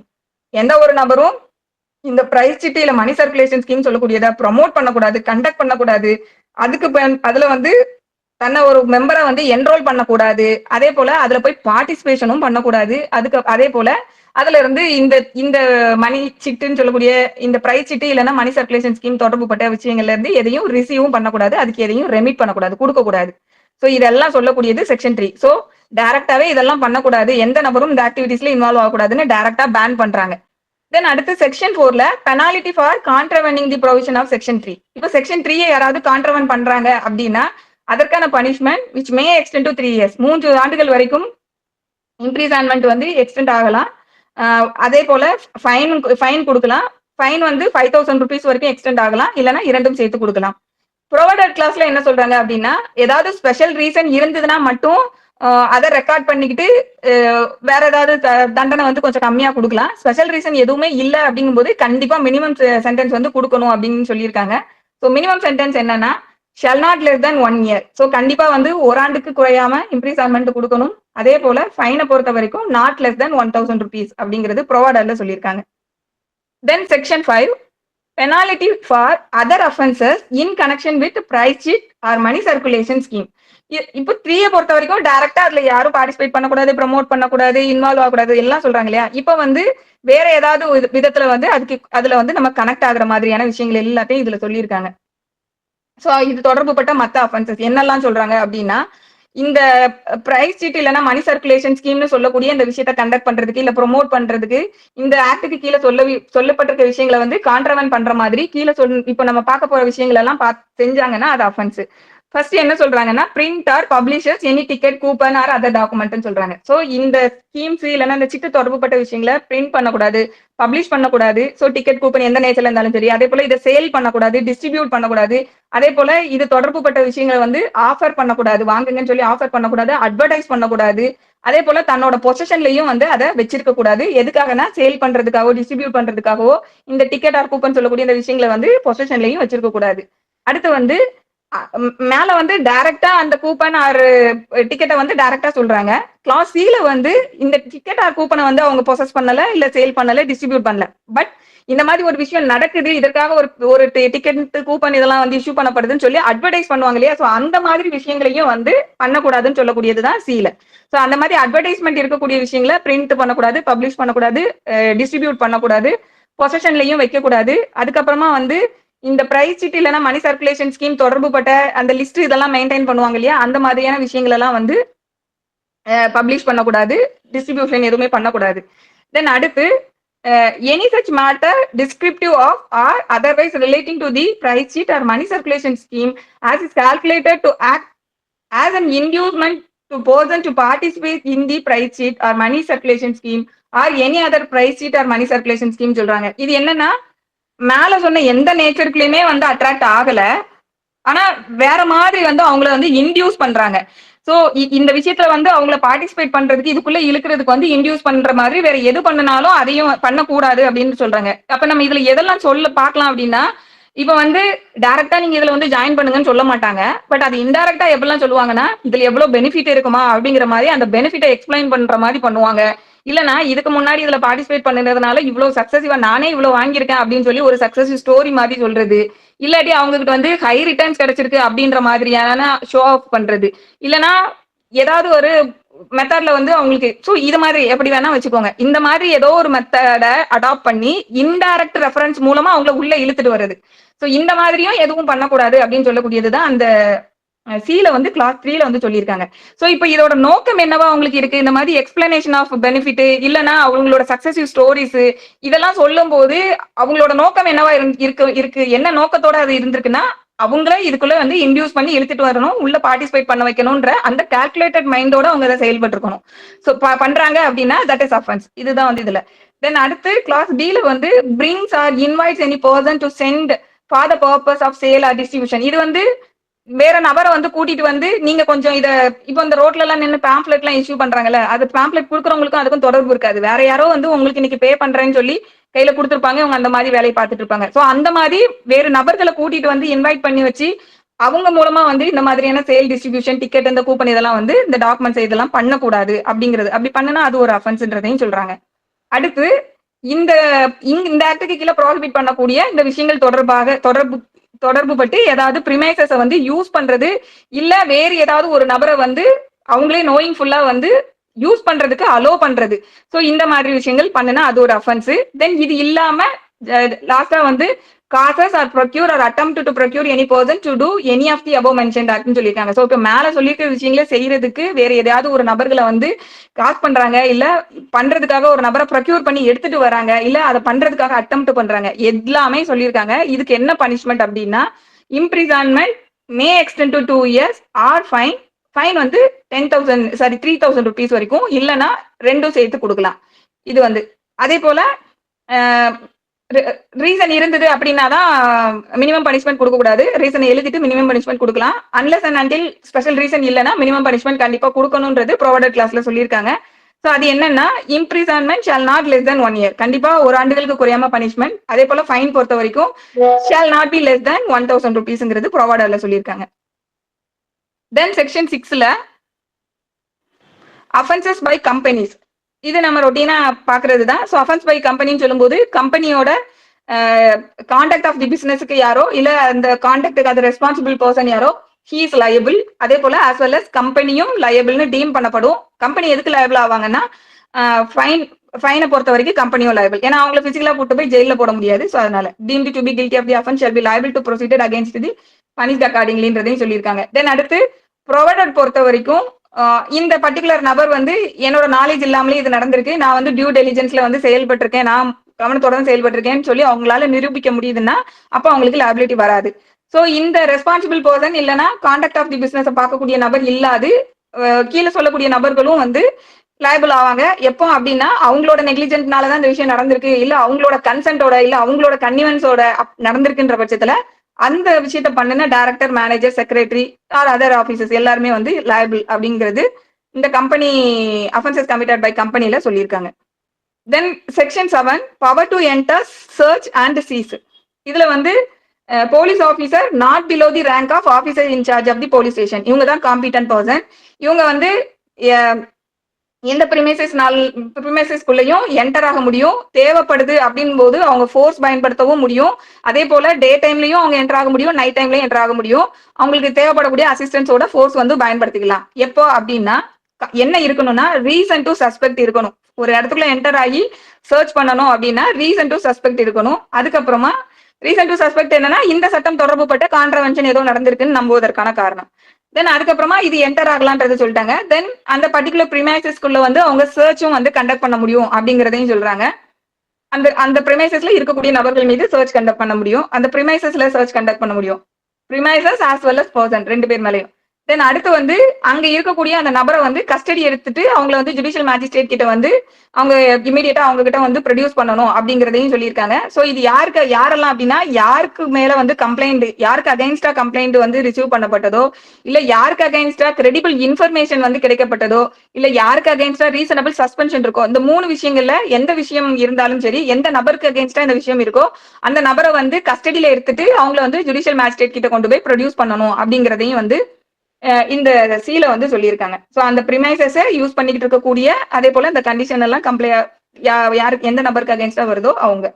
தென் அடுத்து வந்து cheese பண்ணலாம். அந்த பிரிமைசஸ்ல இருக்கக்கூடிய இந்த கான்ட்ரவென்ஷனுக்கு ஆளாக்கப்பட்ட suspicion எந்தெந்த விஷய பிரிமைசஸ்ல இருக்கக்கூடிய எந்தெந்த திங்ஸ் எல்லாம் வந்து சஸ்பெக்ட் பண்ணப்படுதோ, அதாவது அங்க பிரைஸ் சீட், அந்த டோக்கன்ஸ், கூப்பன்ஸ், இந்த மாதிரி என்ன விஷயங்கள் இருக்கோ ஸோ அது எல்லாத்தையுமே வந்து சீஸ் பண்ணலாம்னு சொல்லக்கூடியது clause D, sub clause D. Then அடுத்து வந்து இந்த செக்ஷன் 7லயே வந்து இது 7ல சப் கிளாஸ் 2ல என்ன சொல்றாங்க அப்படின்னா இது வந்து police officer who is not below the rank of officer in charge of police station பார்த்தோம் இல்லையா. இது இல்லாம ஸ்டேட் கவர்மெண்ட் நினைச்சாங்க அப்படின்னா அவங்க தனிப்பட்ட முறையில ஒரு ஆபீசரை வந்து இந்த ப்ரொவிஷனுக்கு கீழே வந்து ஆத்தரைஸ் பண்ண முடியும். சோ அந்த மாதிரி ஆத்தரைஸ் பண்ணப்பட்ட நபர் வந்து அவங்களுமே வந்து ரீசனபிள் டைம்ல வந்து இந்த எந்த பிரிமைசஸ்ல இந்த சட்டத்துக்கு கான்ட்ரவென்ஷனான நடவடிக்கைகள் இருக்குன்னு தெரியுதோ அந்த இடங்கள்ல வந்து அவங்களும் வந்து சர்ச் பண்ணலாம். அந்த இடத்துல இருக்கக்கூடிய நபர்களை வந்து எக்ஸாமைன் பண்ணலாம். அதுக்கப்புறமா வந்து அந்த பர்டிகுலர் பிளேஸ்ல இருக்கக்கூடிய அந்த நபரை இந்த ஆக்ட் கான்ட்ரவன் பண்ணப்பட்டதுக்கு ஆளாக்கப்பட்ட டாக்குமெண்ட்னு எதெல்லாம் தோணுதோ அந்த டாக்குமெண்ட், புக்ஸ், ரெக்கார்ட்ஸ் இது எல்லாமே அவங்களோட பொசிஷன்ல இருக்குன்னா அது எல்லாத்தையுமே கொண்டு வந்து கொடுக்க சொல்லியும் வந்து அவங்க ப்ரொடியூஸ் பண்ண சொல்லி ஆர்டர் வந்து அவங்க போட முடியும். அதுக்கப்புறமா வந்து அவங்க அங்க இருக்கக்கூடிய அந்த register, books of accounts, documents, இது மற்ற விஷயங்கள் எல்லாத்தையுமே வந்து இன்ஸ்பெக்ட் பண்றதுக்கு அவங்களுக்கு பவர் இருக்கு. சோ இந்த மாதிரி ரெண்டு விதமா, ஒன்னு போலீஸ் ஆஃபீஸர், இன்னொன்னு கவர்மெண்ட் ஆத்தரைஸ்ட் ஆஃபீஸர், இவங்க ரெண்டு பேரையும் இந்த செக்ஷன் 7ல சொல்லியிருக்காங்க. தென் இந்த ப்ரொவிஷனுக்கு கீழே சர்ச் கண்டக்ட் பண்ணும்போது code of criminal procedure follow பண்ணணும்ன்றது கிளாஸ் 3. தென் செக்ஷன் 8ல வந்து feature of newspaper and publication containing prize chit or money circulation ஸ்கீம்ல வேற ஒண்ணுமே இல்ல. இந்த சட்டத்துக்கு கீழே எந்தெந்த பப்ளிகேஷன்ஸ், நியூஸ் பேப்பர்ஸ், எந்த பப்ளிகேஷன் ஆர் நியூஸ் பேப்பர்ஸ் வந்து இந்த பிரைஸ் சீட் இல்ல மணி சர்க்குலேஷன் ஸ்கீம் எல்லாம் வந்து ப்ரொமோட் பண்ணுதோ இல்ல இந்த பிசினஸ் ஆக்டிவிட்டிஸை வந்து கண்டக்ட் பண்ணுதோ அப்படின்ற மாதிரி நேச்சர்ல முதல்ல இந்த ஆக்டுக்கு கீழே இருக்கக்கூடிய விஷயங்களை கான்ட்ரவென்ட் பண்ணி ஒரு நியூஸ் பேப்பரோ பப்ளிகேஷன்ஸோ இருக்கு அப்படின்ற பட்சத்துல அதை வந்து ஃபோர்ஃபீச் பண்ணலாம். எப்படி பண்ணணும்னா state government by notification in official gazette அதை வந்து ஃபோர்ஃபீச் பண்றோம்னு சொல்லி டிக்ளேர் பண்ணிட்டு ஃபோர்ஃபீச் பண்ணலாம். சோ அந்த மாதிரி ஃபோர்ஃபீச் பண்ணிட்டாங்க அப்படின்னு சொல்லும் போது அது வந்து கவர்மெண்ட்டுக்கு வந்து ஃபோர்ஃபீச் ஆயிடும். ஸோ ஃபோர்ஃபீச்சர்னு சொல்றது வேற ஒண்ணுமே கிடையாது. ஒரு பொருளை வந்து ஃபோர்ஃபீச் பண்ணிட்டாங்க அப்படின்னா அதோட மீனிங் என்னன்னா அந்த பொருள் மேல இருக்கக்கூடிய ஓனர்ஷிப் ஆர் டைட்டில் அப்படின்னு சொல்லக்கூடியது அந்த நபருக்கு இனிமேல் கிடையாது. சோ அந்த நபருக்கு அந்த பொருள் மேல இருந்த டைட்டில் ஆர் ஓனர்ஷிப்னு சொல்லக்கூடியது இந்த ஃபோர்ஃபீச்னு சொன்ன உடனே எஸ்டிங்யூஷ் ஆயிடும். அப்ப இனிமேல் அது யாருக்கு மாறுது அப்படின்னா அது கவர்மெண்டோட ஓனர்ஷிப்ன்றதுக்கு கீழே அது போயிடும். சோ அதுக்கப்புறமா வந்து அதை வந்து டிஸ்போஸ் பண்ணணுமா இல்ல அது கவர்மெண்ட் அக்கௌண்ட்ல வித்து அது கவர்மெண்ட் அக்கௌண்ட்டுக்கு எடுக்கணுமான்றதுலாம் கோர்ட் என்ன ஆர்டர் பாஸ் பண்றாங்களோ சப்ஜெக்ட் டு தட் அப்படிங்கிற மாதிரி இருக்கும். சோ சீசர் அப்படின்னு சொல்லக்கூடியது டெம்பரவரி மேனரா இருக்கும். ஃபோர்ஃபீச்சர் அப்படின்னு சொல்லக்கூடியது சீசர்ல டெம்பரவரியா வந்து கஸ்டடியை எடுக்கிறதா இருக்கும். ஃபோர் ஃபீச்சர்ல வந்து பெர்மனண்டா கஸ்டடி எடுத்துடுறாங்க. ஸோ இதுதான் வந்து ரெண்டுக்கும் இருக்கக்கூடிய டிஃபரன்ஸ். தென் செக்ஷன் 9ல பவர் டு ட்ரை அஃபென்ஸ் பொறுத்த வரைக்கும் சீஃப் மெட்ரோபாலிட்டன் மேஜிஸ்ட்ரேட் இல்லைன்னா சீஃப் ஜுடிஷியல் மேஜிஸ்ட்ரேட் இவங்க ரேங்க்குக்கு கீழே இருக்கக்கூடிய ரேங்க்ல உள்ள கோர்ட்ஸ் வந்து இந்த ஆக்டுக்கு கீழே இருக்கக்கூடிய அஃபென்சஸை ட்ரை பண்ணக்கூடாது அப்படின்னு சொல்லக்கூடியது செக்ஷன் 9. தென் செக்ஷன் 10ல offences under this act to be cognizable, எல்லா அஃபென்சஸுமே வந்து காக்னிசபிள்ன்றது சொல்லியிருக்காங்க. Then section 11 act not to apply to certain prize chit or money circulation scheme சொல்றாங்க. யாருக்கெல்லாம் அப்ளை ஆகாது அப்படிங்கறத சொல்றாங்க. யாருக்குன்னா அதாவது government, state government or any officer or authority on in this பிகாஃப் அப்படின்னு ஃபர்ஸ்ட் சொல்றாங்க. Nothing contained in this act shall apply to prize chit or money circulation scheme promoted by state government promote பண்ணுது இல்ல state கவர்மெண்டால authorise பண்ணப்பட்ட ஒரு officer இல்ல authority அவங்க வந்து இதை ப்ரமோட் பண்றாங்கன்னா அவங்களுக்கு இந்த ஆக்ட் அப்ளை ஆகாதுன்னு ஃபர்ஸ்ட் சொல்றாங்க. அதுக்கப்புறமா a company wholly owned by the state government which does not carry on any business other than the conducting of a price sheet or money circulation scheme whether it is in the nature of the conventional chit or otherwise சொல்றாங்க. So இது என்னன்னா state government வந்து wholly owned by கவர்மெண்டா இருக்கணும். wholly owned by governmentனா nothing but 100% ஷேர்ஸும் வந்து government கிட்ட தான் இருக்கணும். பிரைவேட் பர்சன் கிட்ட ஒரு ஷேர் கூட இருக்கக்கூடாது.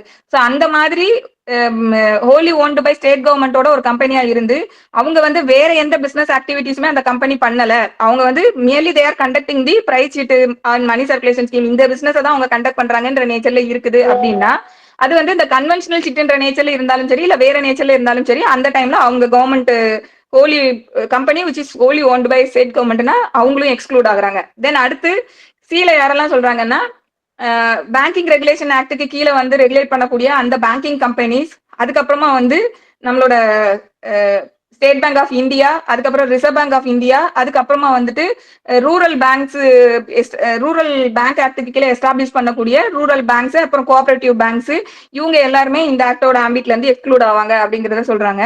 தென் அடுத்து any charitable or educational institutions notified in this பிகாஃப் by the state government in consultation with reserve பேங்க்னு சொல்லியிருக்காங்க. So charitable and educational institution பொறுத்த வரைக்கும் நான் ஒரு சேரிட்டபிள் இன்ஸ்டிடியூஷனா இருக்கேன்றதுனால மட்டுமே இந்த ஆக்டோட ஆம்பிட்ல வெளியில போயிட மாட்டாங்க. சேரிட்டபிள் அண்ட் எஜுகேஷனல் இன்ஸ்டிடியூஷனை பொறுத்த வரைக்கும் ஸ்டேட் கவர்மெண்ட் வந்து ஆர்பிஐயோட கன்சல்டேஷனோட அவங்க வந்து இவங்களை இந்த ஆக்டோட ஆம்பிட்ல இருந்து நாங்க எக்ஸ்க்ளூட் பண்றோம்னு நோட்டிஃபை பண்ணியிருந்தாங்கன்னா தே ஆர் எக்ஸ்க்ளூடட். ஸோ இது எல்லாமே இதுல சொல்லியிருக்காங்க. சோ இது ஏன் கவர்மெண்ட் அப்ப கவர்மெண்ட் என்ன வேணும்னா பண்ணிக்கலாமா அப்படின்னா இந்த செக்ஷன் 11 வந்து நம்ம பார்த்தோம்னா இதுல யாரு வராங்கன்னா பியூர்லி கவர்மெண்ட் மட்டும் தான் வராங்க. எக்ஸ்ட்ரா யாரு வராங்கன்னா அந்த சேரிட்டபிள் ஆர் எஜுகேஷனல் இன்ஸ்டிடியூஷன்ஸ் வரும்போது அவங்களுமே கவர்மெண்ட் நோட்டிஃபை பண்ணப்பட்டவங்களா இருந்தா மட்டும்தான் எக்ஸ்க்ளூட் ஆகுறாங்க. இதுக்கு பின்னாடி இருக்கக்கூடிய ஆப்ஜெக்ட் என்னன்னா கவர்மெண்ட் வந்து மக்களோட வெல்ஃபேருக்காக தான் செயல்படுவாங்க. அவங்க இந்த மாதிரியான விஷயங்களை ஆக்டிவிட்டியில பண்ண மாட்டாங்கன்றது. இன்னொன்னு வந்து இந்த கோர்ட் வந்து எப்படி இன்டர்பிரேட் பண்றாங்க அப்படின்னா கவர்மெண்ட் இதுல இருந்து எக்ஸ்க்ளூட் ஆகுறாங்க அப்படின்னு சொல்லும் போது இந்த சட்டத்தோட ஆப்ஜெக்ட் வந்து என்ன, இப்ப நம்ம மேல பார்த்தாலே ஒரு பிரைவேட் பர்சன் எந்த ஆப்ஜெக்ட்டுக்கு எல்லாம் இது செயல்படக்கூடாதுன்னு, அந்த ஒரு ஆப்ஜெக்டை எடுத்து நீங்க பண்ணணும்ன்றது இந்த 11 வந்து உங்களுக்கு அந்த அத்தாரிட்டியை கொடுக்கல. நீங்க வந்து வேற எந்த ஸ்கீம்லனாலும் இந்த மாதிரி ஸ்கீம்ஸ் வந்து நீங்க கண்டக்ட் பண்ணிக்கலாம், அதுக்கு ப்ராஹிபிஷன் இல்ல. பட் அது எல்லாமே வந்து சப்ஜெக்ட் டு ஒரு நீங்க ஒரு இப்போ ஒரு கம்பெனியை வந்து ஸ்டேட் கவர்மெண்ட் வந்து ஹோலி ரன் பை ஒரு wholly owned by state government கம்பெனிங்கும் போது அந்த கம்பெனி தொடர்பு பட்ட அவங்களுக்கு ஒரு ரூல்ஸோ ஏதோ ஒன்று இருக்கும் இல்லையா, அதுல வந்து ஸ்பெசிபிக்கா எதை வந்து உங்களுக்கு எக்ஸ்பிளிசிட்டா வந்து பண்றதுக்கு அலோ பண்றாங்களோ அதை தான் பண்ணணும் அப்படிங்கறதெல்லாம் வந்து கோர்ட் வந்து இந்த ப்ரொவிஷனை வந்து இன்டர்பிரேட் பண்ணி கொடுத்துருக்காங்க. தென் அடுத்து செக்ஷன் 12 வந்து டிரான்சிஷனல் ப்ரொவிஷன் பொறுத்த வரைக்கும் anything contained in this act, a person conducting a price sheet or money circulation scheme at the commencement of this act may continue to conduct such a sheet or scheme for such period as may be necessary for the winding up of the business அப்படின்னு சொல்றாங்க. Transitional ப்ரொவிஷன்ல வந்து என்ன சொல்றாங்கன்னா ஒரு 2 years வரைக்கும், இப்போ ஏற்கனவே வந்து இந்த சட்டம் வந்து 1978ல வருது இல்லையா, 12/12/1978ல வருதுன்னு நினைக்கிறேன். சோ அந்த டைம்ல வர்றதுக்கு முன்னாடியே இப்ப நிறைய பேர் இந்த மாதிரி நேச்சர்ல இந்த பிரைஸ் சீட்டோ இல்ல மணி சர்க்குலேஷன் ஸ்கீம்ஸ் நேச்சர்ல கண்டக்ட் பண்ணிட்டு இருப்பாங்க. இப்ப இந்த ஆக்ட் வந்த உடனே இப்ப இந்த ஸ்கீம்ஸ் எல்லாம் வந்து பார்த்தோன்னா எப்படி இருக்கும், ஒரு நாள்ல நடக்கக்கூடிய விஷயம் இல்லை இல்லையா. இவங்க வந்து ஒரு பீரியாடிக்கலா இன்ஸ்டால்மெண்ட் வாங்கி ஒரு 20 மாசம் 50 மாசம் வாட் எவர் மேபி அந்த மாதிரி நேச்சர்ல இருக்கும். அப்ப இன்னைக்கு ஆக்ட் பாஸ் பண்ணும்போது இப்போ ஒரு 20 மாசத்துக்கான ஒரு மணி சர்க்குலேஷன் ஸ்கீம்னு வச்சுக்கிடுவோமே, சரி ஒரு பிரைஸ் சீட்டுன்னு வச்சுக்கிடுவோமே, ஒரு 20 மந்த்ஸ்க்கான பிரைஸ் சீட்டு ஸ்கீம்னு வச்சுக்கிடுவோம். அந்த பிரைஸ் சீட்டு ஸ்கீம் இன்னைக்கு ஆக்ட் வரும்போது ஒரு 5 மாசம் தான் முடிஞ்சிருக்கு அப்படிங்கும்போது, இப்ப நீங்க திடீர்னு இதை பேன் பண்ணிட்டேன்னா, அப்ப இன்னொரு 20 மாசம், இன்னொரு 15 மாசம் ரிமைனிங் பீரியட் இருக்கு இல்லையா? சோ அந்த பீரியட் வரைக்கும் கவர்மெண்ட் நினைச்சாங்கன்னா இந்த ப்ரொவிஷனுக்கு கீழே, இந்த டிரான்சிஷனல் ப்ரொவிஷனுக்கு கீழே ஒரு ஒரு ஒரு ரிலாக்ஸேஷன் கொடுக்காங்க. சோ அததான் வந்து ஃபர்ஸ்ட் என்ன சொல்றாங்க அப்படின்னா, nothing anything contained in this act. இந்த சட்டத்துல என்ன சொல்லியிருந்தாலும் அதை பத்தி நமக்கு இப்ப கவலை இல்ல. A person conducting a price sheet or money circulation scheme at the commencement of this act may continue to conduct such sheet or scheme for a period as may be necessary for the winding up of the business. So இங்க வந்து ஃபர்தரா வந்து அதை conduct பண்றதுக்கு எதுக்கு allow பண்றாங்க அப்படின்னா, okay உங்களுக்கு இன்னொரு 15 மாசமா, ஓகே நீங்க வந்து 15 மாசம் முடிச்சுட்டு இதோட பிசினஸை வைண்ட் அப் பண்ணுங்க. So only for the purpose of winding up the business தான் இந்த டைம் லிமிடேஷன் வந்து உங்களுக்கு கொடுக்குறாங்களே தவிர்த்துட்டு, இந்த கண்டினியூஷன் சொல்லக்கூடியது இந்த ரிமைனிங் வந்து உங்களுக்கு அந்த 15 மாசம் அலோ பண்றது வந்து லீகலா பிரைஸ் சீட்டை வந்து நாங்க ரெகனைஸ் பண்றோன்றது இந்த ப்ரொவிஷனுக்கு பின்னாடி இருக்கக்கூடிய ஆப்ஜெக்ட் கிடையாது. So only for the purpose of winding up the business they are giving the time அப்படிங்கிறது இந்த ஃபர்ஸ்ட் வந்து கிளாஸ் 1ல வந்து நமக்கு அதுதான் வந்து சொல்றாங்க. தென் அடுத்து என்ன சொல்றாங்க அப்படின்னா, so winding up of the business relating to such chit or scheme, however that such period shall not in any case extend beyond a period of 2 years from such commencement. So இந்த மாதிரி அவங்க permit பண்ணலாம் government நினைச்சா அவங்களுக்கு அந்த discretionary இருக்குன்னு பாக்குறோம் இல்லையா? சோ அந்த மாதிரி அவங்க அந்த அலோ பண்ணக்கூடிய டைம் அட் எனி காஸ்ட் 2 இயர்ஸை தாண்டி போகக்கூடாதுங்கிறதையும் இங்கே லிமிடேஷன் வந்து பிரெஸ்கிரைப் பண்ணி சொல்லிட்டாங்க. தென் ப்ரொவைடர்ல என்ன சொல்றாங்க அப்படின்னா, சரி இப்போ வைண்ட் அப் பண்றதுக்காக ஒரு டைம் வந்து நீங்க அலோ பண்றாங்க, அது வந்து நாட் எக்ஸீடிங் 2 இயர்ஸ்ன்றதையும் சொல்லிட்டாங்க. ப்ரொவைடர்ல இப்ப இந்த மாதிரி அலோ பண்றதுனால எதுவுமே பண்ணாம இவங்க அப்படியே கண்டினியூ பண்ணிட்டு இருக்க முடியாது. அந்த 2 வருஷத்துக்கு they are having the duty bounden to inform the plan of the foreclosure. அதுதான் ப்ரொவைடர்ல சொல்றாங்க. The said person shall furnish to the state government or to such officer as may be authorized by in this behalf அப்படின்னு சொல்றாங்க. அதாவது government இந்த ப்ரொவிஷனுக்கு கீழே authorise பண்ணப்பட்ட நபர், அப்படி இல்லாட்டி ரிசர்வ் பேங்க்ல வந்து இதற்காக பிரெஸ்கிரைப் பண்ணப்பட்ட நபர், இவங்க கிட்ட போயிட்டு இந்த நபர் வந்து இப்ப இந்த பிரைஸ் சீட்டோ இந்த ஸ்கீம் எதையோ கண்டக்ட் பண்ணிருக்க நபர் வந்து போயிட்டு ஒரு இன்ஃபர்மேஷனை ஃபர்னிஷ் பண்ணணும். என்ன அப்படின்னா, உங்களோட பிளான் என்ன, எப்போதைக்குலாம் வந்து நீங்க இதை வைண்ட் அப் பண்ணுவீங்க, எவ்வளவு பீரியடுக்குள்ள பண்ணுவீங்க அப்படின்ற இந்த இன்ஃபர்மேஷன் எல்லாம் வந்துட்டு அவங்க கிட்ட கொண்டு போய் முதல்ல ஃபர்னிஷ் பண்ணணும்னு சொல்லக்கூடியது கிளாஸ் 2. தென் கிளாஸ் 2ல ப்ரொவைடர், ஃபர்ஸ்ட் ப்ரொவைடர். செகண்ட் ப்ரொவைடர்ல என்ன சொல்றாங்க அப்படின்னா, சப்போஸ் கவர்மெண்ட் வந்து சாட்டிஸ்ஃபை ஆகுறாங்க ஒரு அப்ளிகேஷன்ல, என்னன்னா இப்போ ஒரு நபர் வந்து இப்போ நமக்கு வந்து கிளாஸ் 1ல வந்து அந்த பீரியட் வந்து at any cost not exceeding 2 years சொல்றாங்க இல்லையா?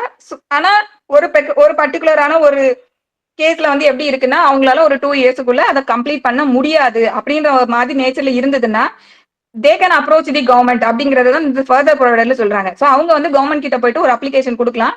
அந்த அப்ளிகேஷன்ல கவர்மெண்ட் வந்து சாட்டிஸ்ஃபை ஆகுறாங்க அப்படின்ற பட்சத்துல கவர்மெண்ட் வந்து ரிசர்வ் பேங்க் ஆஃப் இந்தியாவோட கன்சல்ட் பண்ணிட்டு அதுக்கப்புறமா அவங்க வந்து அந்த எக்ஸ்டெண்டட் ஒரு பர்டிகுலர் பீரியடுக்கு வந்து அவங்கள கண்டினியூ பண்றதுக்கு கவர்மெண்ட் நினைச்சாங்கன்னா அலோ பண்ண முடியும். அதாவது கவர்மெண்ட் இது நெசசரின்னு நினைச்சாங்கன்னா அலோ பண்ண முடியும். ஸோ இது வந்து பியூர்லி கேஸ் பேஸ்டா தான் இருக்கும்.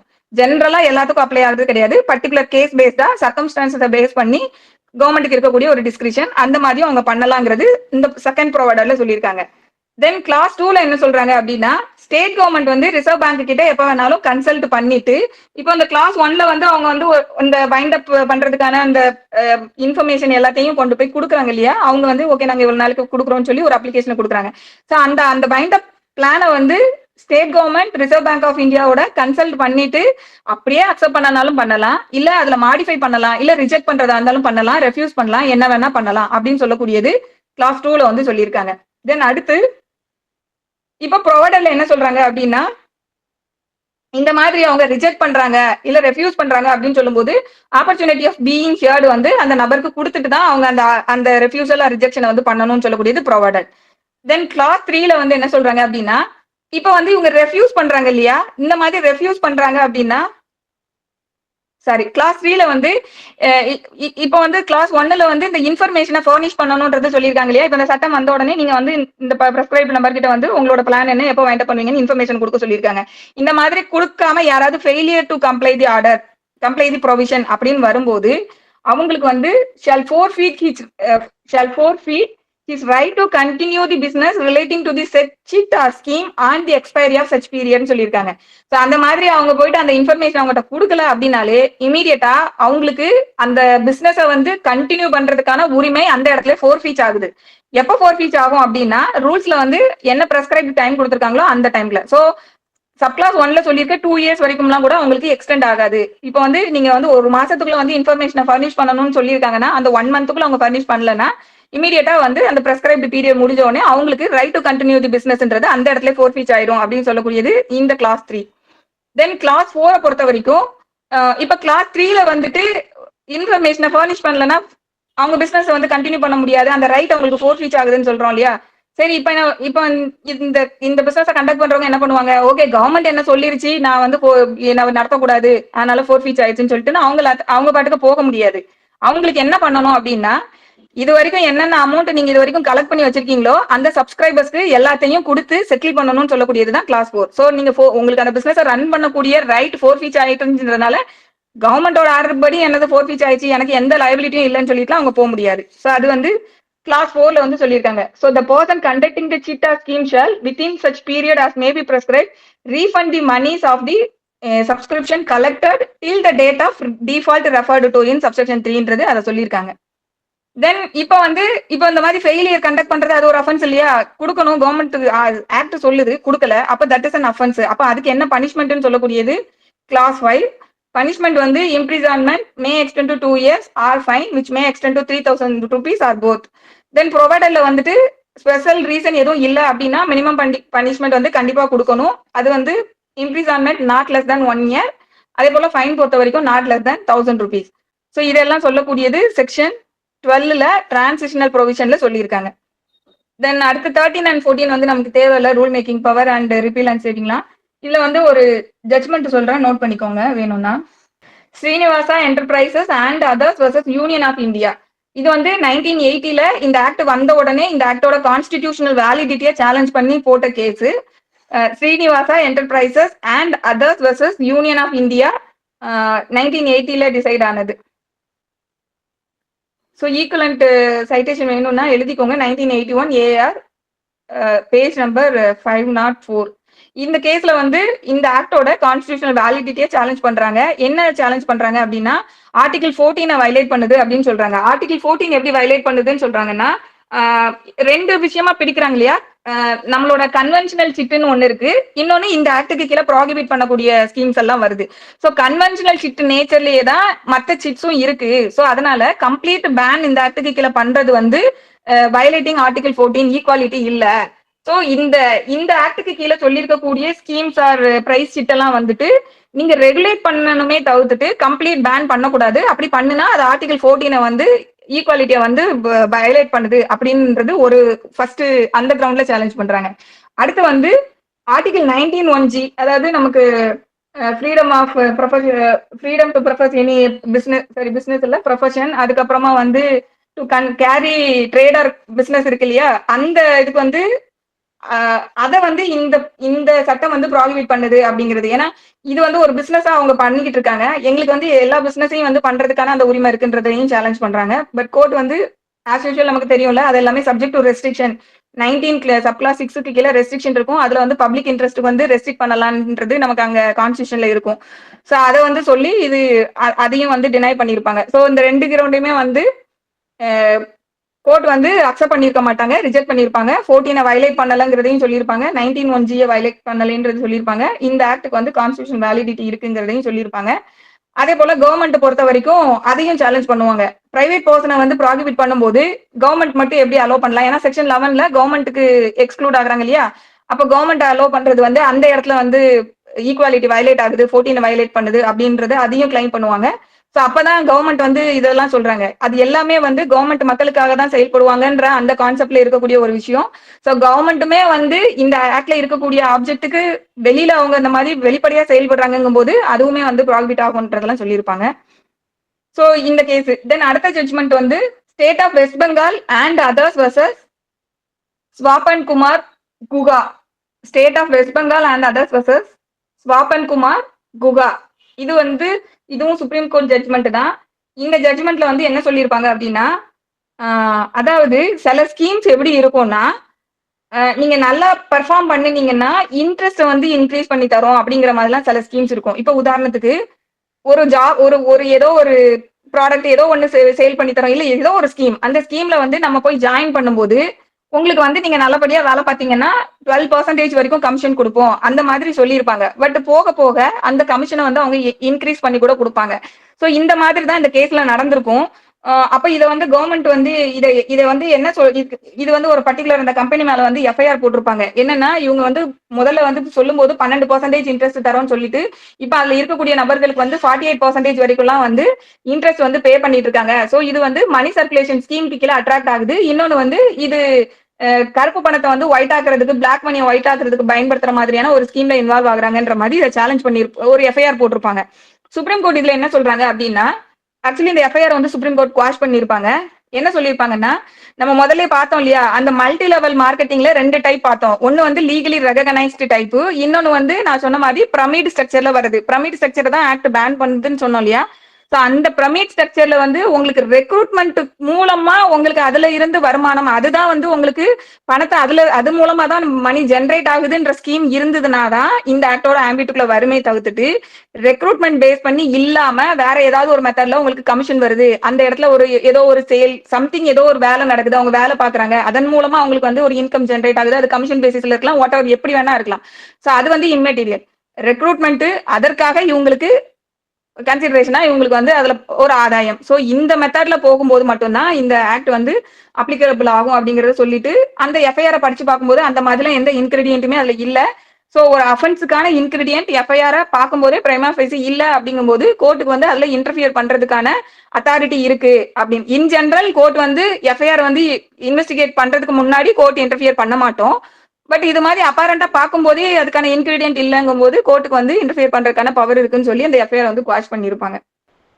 Thank you very much madam. ரொம்ப சிறப்பா நல்லா டீட்டெயிலா நல்லா எக்ஸ்பிளைன் பண்ணீங்க madam. Thank you very much madam. Thank you.